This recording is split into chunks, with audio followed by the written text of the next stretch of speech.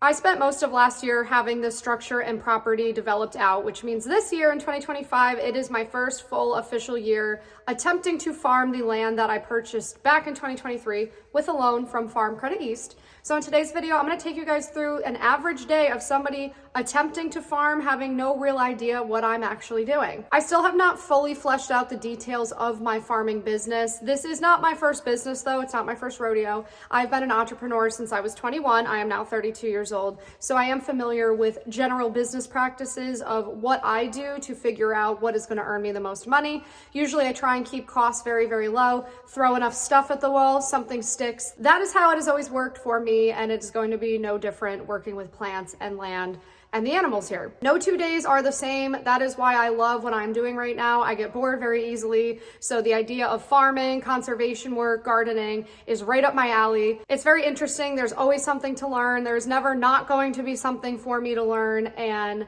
that makes this the least boring thing that I've ever done. But before I bring you guys back to noon when I'm recording this right now, I'm going to show you a little montage of what I did this morning in the middle of a blizzard to wake the farm up.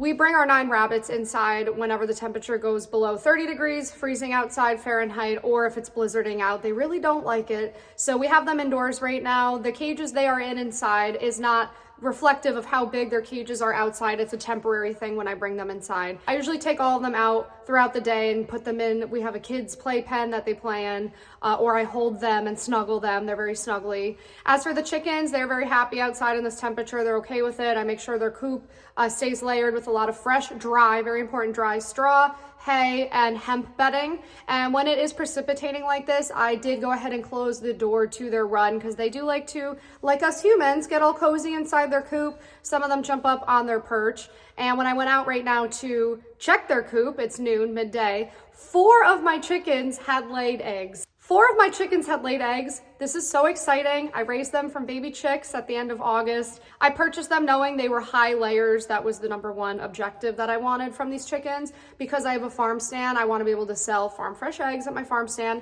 I am personally testing the product right now, and I'm here to tell you, now that I'm eating the eggs from my chickens, I can never buy store-bought eggs ever again, period. I'm ruined. It's over for me. I'm gonna bring you guys around the barn now to show you what I'm doing inside to get ready for the spring growing season, which, although it doesn't feel very much like spring here in these parts right now, come March, it really does start to pick up with all the different things I'm supposed to be doing to get ready to try and farm as much of the property as I'm physically capable of doing. I'm going to be doing this solo with some help from my family, my mom, my sister, my best friend, as they happen to come through the area or be available or around. But otherwise, it is going to just be me and my manpower. A lot of people hear that and go, "You're crazy. Why don't you have a tractor? Why don't you have some oxen? You know, you're nuts." I don't have a desire to sink tens of thousands of dollars into an item before I have even proven that I can pay it back. This is how I do business. I had this structure built first and foremost to run a business. I did not have this built to live out some cottage core dreams and frolic around in a skirt, although I do plan to do that as well. I did have this built first and foremost to be a business. How I run my business, I try and make money without sinking tens of thousands of dollars into something so that I'm not starting out in debt. That is the ultimate creativity killer for me, and I've often in my life made money off of my creativity. I am also someone who likes to work out. People always get in the comment sections and go, "Boy, you have no idea what you're in for. This is gonna be so physically laborious. You're gonna die, he, he, he." You guys, I am one of those people who runs a 5K on Thanksgiving for fun.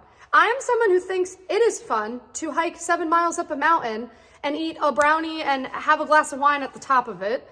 I'm someone who thinks it's fun to walk 20,000 steps in a day if I travel somewhere new. I love working out. I'm part of a hiking group. I like to play competitive soccer even at 32 years old.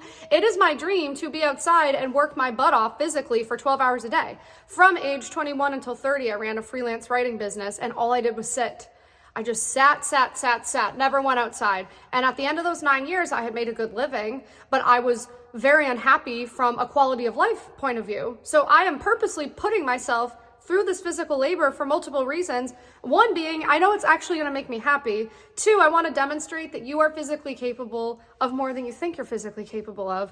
Watching the Amish build the structure actually woke me up to that 1 year ago. I realized the limitations we've all put on each other of how frail we are when it comes to doing things like physical labor. And I think perhaps it's time for everybody to wake up to the fact that you were given 2 arms and 2 legs to do more than just sit on your couch and write snarky comments under YouTube videos.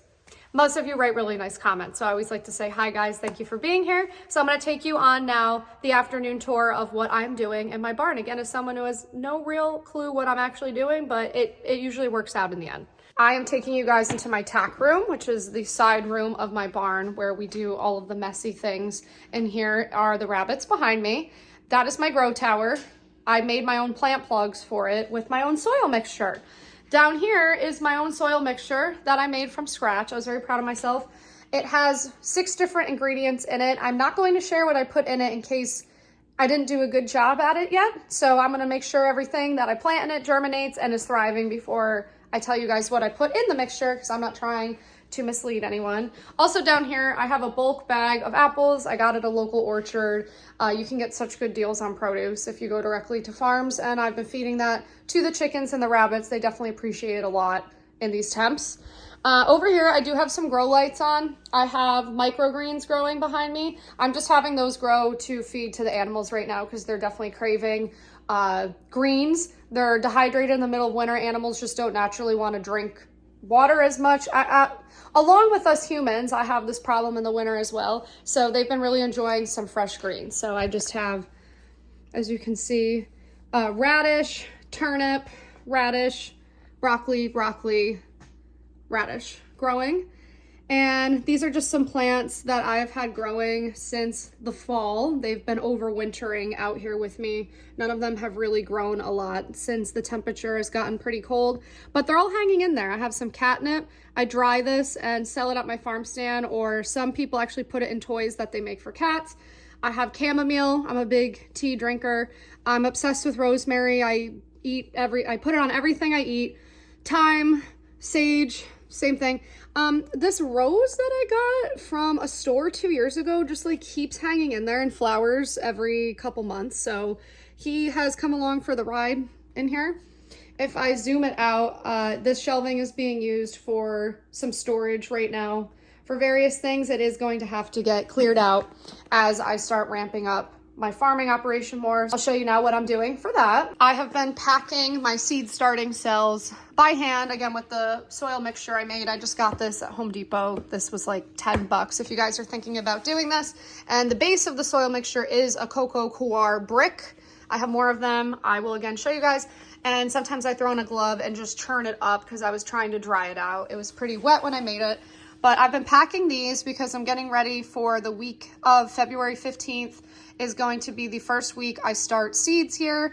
And how do I know which seeds to start? I'm following the Farmer's Almanac zip code tool that I found the other day. I was not sponsored by them to say that. I would highly recommend checking it out if you guys haven't. I'll put a screen grab on here. And if you put in your zip code, they tell you what to plant when and when you can start certain seeds indoors and when to do it according to the moon. So that is how I know. The week of February 15th, for example, I'm going to be starting onions because I am just following exactly what the moon is telling me to do. So if I come over here, it looks messy, but these 2 shelves are ready to be cleared off on February 15th. This is just stuff that I'm using to make the soil. And here are 2 more of the seed starting trays I packed. So I have a total of 250 cells that are going to be ready to go. And what is cool about following that zip code tool is a lot of the plants that I'm going to start in February are going to go outside in April. And then in April, I can repack these seed cells and do it all over again. I plan to reuse, everything that I own here. I really do try and live a zero waste life. Down below is just other materials I'm saving for making more soil and getting ready for that. These are the, all of them have humidity domes that help keep the moisture in so that the plants can germinate. I have grow lights already hooked up on all of these because I used to grow microgreens on all of these. Now they're used for shelving, like this one over here, but they all do have lights. So at any time I can power all of them up. I probably will have almost every shelf going with lights pretty soon. And if you're saying to yourself, well, you don't have very many soil starting kits, I found this one for $5 at the Dollar General this week. So I'm gonna probably go back there when it's not blizzarding out and buy 10 more of them. I understand they're plastic. I'm going to use them over and over again.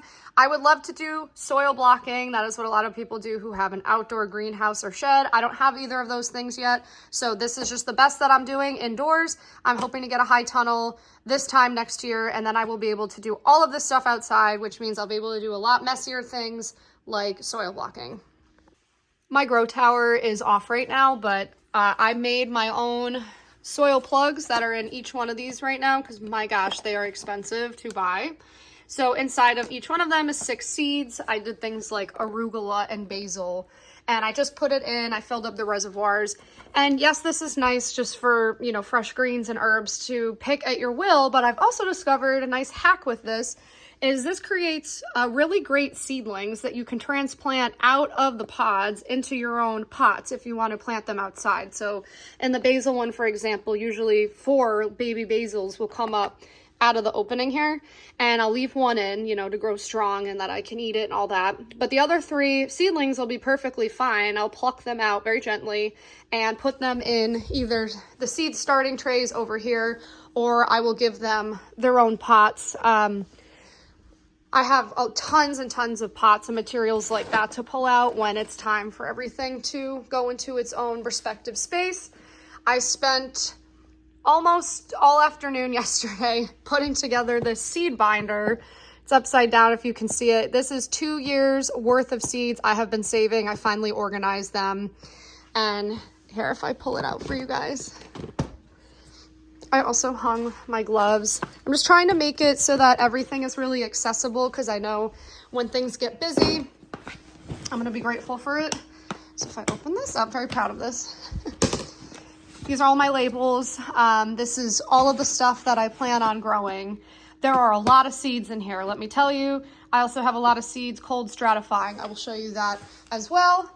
And then I have bulk bags of seeds left over from microgreens. So that kind of tells me, since these are quote unquote free, I already paid for them. Bags of turnips, bags of radish, those are going to be primarily the largest crop that I'm growing at my farm this year that I'm going to sell at my farm stand because I'm going to work with what I have. That is just how I like to run my businesses. I also have tons of bags of native flower seeds. I am planning to blanket my land in native flowers because I am a registered monarch way station, and half of the purpose of this farm is not to be a vegetable farm, but to create a pollinator oasis, potentially, you know, garden walk, educational elements may come from it. I do plan to document the monarch butterfly here being an endangered species and see if there's anything helpful that I can contribute to the science of trying to save them. I have way more seed bags over here. I have amaranth. I also purchased seeds for drying flowers. That's another product I plan to hopefully offer is dried herbs and dried flowers. I really love the looks of them. I've started to get into apothecary-y types of things. It probably won't be long until I'm selling candles and God knows what else, but I just kind of follow, you know, where the money will lead me. I'll just pay attention to what people are requesting from me and I will oblige. That is kind of the game of business. And the refrigerator right now, I have 8 different varieties of lavender, cold stratifying, and I bought so many different varieties because I'm in a very cold region and I have very heavy clay soil, which are 2 things lavender don't necessarily like. So I am determined to find one variety that is going to work in my land because I love lavender. I think it's beautiful. I want to have it hanging all over the barn. I want to sell it. I want to smell it. I want to eat it. I want to do everything you can possibly do with lavender. So when I discover which one of these works the best here, you can believe I will be telling you guys. I also tried a method I found on TikTok for cold stratifying out here. I have different wildflowers in these bags that are filled with soil on the bottom. Can't really see right now because it snowed and then ice. Yeah. And I actually wanted the snow to fall into the bag like this because it is simulating a real true cold stratification for these seeds. So there's everything from coneflower to black-eyed Susans in these bags right now. And this is where they will stay for quite some time. Actually, over my leach field right here, if you see it's kind of cleared, obviously, because it was just recently excavated. I want to turn that into a wildflower meadow, that whole area right there. And I'm going to do it via a no-till method. Yes, I will not be digging into the ground, A, because it's my leach field, but B, I don't plan to till anywhere on the property. I am a big mycelium fan. I do not think we should be destroying the invisible networks of nutrient delivery in our soil like we've been doing. I think it contributes majorly to how nutritionally lacking our food is. I also need to shovel my driveway now. That's another task I will be doing. I set up this table in here to do a lot of the different potting things that I'm doing right now, again, just to get ready for next week, because pretty much starting next week, it doesn't stop until September, being able to start seeds inside, bring seedlings outside, or direct sow outside. And there are quite a few crops that are ready to be direct sowed outside in early April, even in upstate New York, like radishes, for example. I put wild bird feed outside every day, and I can't even begin to express the joy it gives me watching how many different varieties of birds come to eat the bird seed. I do know, because I started giving them wild bird seed, I cannot stop until April because they have now come to rely on it. But it is a major goal focus of mine to purchase native wild berry-bearing bushes, plants to add to my landscape, because as you could see from that video, my landscape is very much lacking in food for these animals in the winter. My property used to be a hayfield for hundreds of years, at least 100 years. And so it does not have the biodiversity it should have, being in a plains type of area. I did look up my ecoregion, and this is considered prairie plains. I am at the southern base of the Adirondack Mountains. They're about 15, 20 miles that way. So that is the region I am in, and I do believe my land is suited for and could be a great example of what actual proper prairie land should look like, not only in upstate New York, but across the country. We're losing prairie land more than any other type of land, I believe prairie and wetland. And people don't realize how integral to species survival of every type of species prairies actually are. So when people buy property today, they just instantly mow over it. The prairie's dead. And now you just have a lawn and a house, or you have a hayfield, or you have a farm. None of those carry prairie land. None of those carry the wildflowers and bushes that they were meant to carry. So that is a main priority of mine here. I'll also show you guys, I am gonna have some raised garden beds. I don't know if you saw, I have 2 more sets to put together and 2 massive trellis sets to put together. So this is just some of the mundane, boring stuff that I'm doing right now. I started to try and draft out where I'm gonna plant what, and it overwhelmed my brain so far. So I haven't gotten that far, but I have filled out a garden journal to know what dates I'm doing everything at or on. I put it in this nice, beautiful Farmer's Almanac planner, but if I start scrolling through it just to show you guys, I have it all marked down, and I, again, know all of this because of the zip code Farmer's Almanac tool that I'm using that is according to the moon. And if you're wondering what the heck does the moon have to do with farming? Well, if you go back to the 1700s and before then, everyone used to farm with the moon. It's only recently that we don't talk about the moon or consider it a partner in all of this stuff. But to explain the basic science of it, from my understanding, when the moon is waxing, so from a new moon up to a full moon, as it is getting larger, it pulls the water on the water table below us higher, higher, higher to the surface. When it is full, the water is pulled up the highest it could possibly be pulled, which means it is gushing into the plants that are above it. As it wanes from a full moon back to a new moon, that water comes back down. That's why there's certain days that are better for pruning. For example, if you want to cut back the size of a plant, you want to do that when the moon is waning. You don't want to do that when the moon is pulling water very high up into the plant. Same thing holds for indoors. Same thing happens with the water in the tray below your starting seeds, even though you're not outside. The same exact thing happens. So based on the different vegetables needs, watering needs, all of that, Farmer's Almanac has been around since the 1700s, 250 years. So they know what the vegetables need, and I'm happy to just follow what they tell me to do according to their tool. I've been reading that book for years, long before I knew I was going to be a farmer, and it hasn't failed me yet. That book makes so many predictions for things like weather that all come true, and they all do it based on the stars. I hope that kind of gave you guys an idea of the very random things that I'm doing here. Basically, my time is split between making sure everything is alive, making sure all the animals and the plants are alive, and then preparing for all of the different things I'm going to be doing outside starting in March. It is just simply too cold and snowy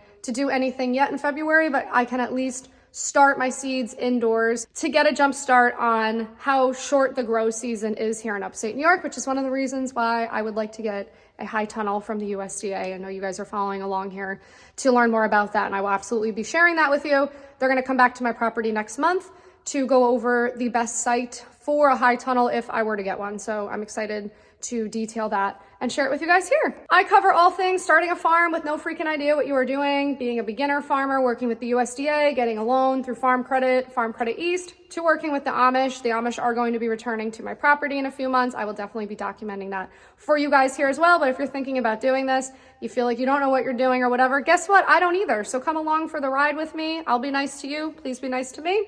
And with that, I hope you guys love this video. Please subscribe if you enjoyed it. I have so many more videos coming your way. Bye.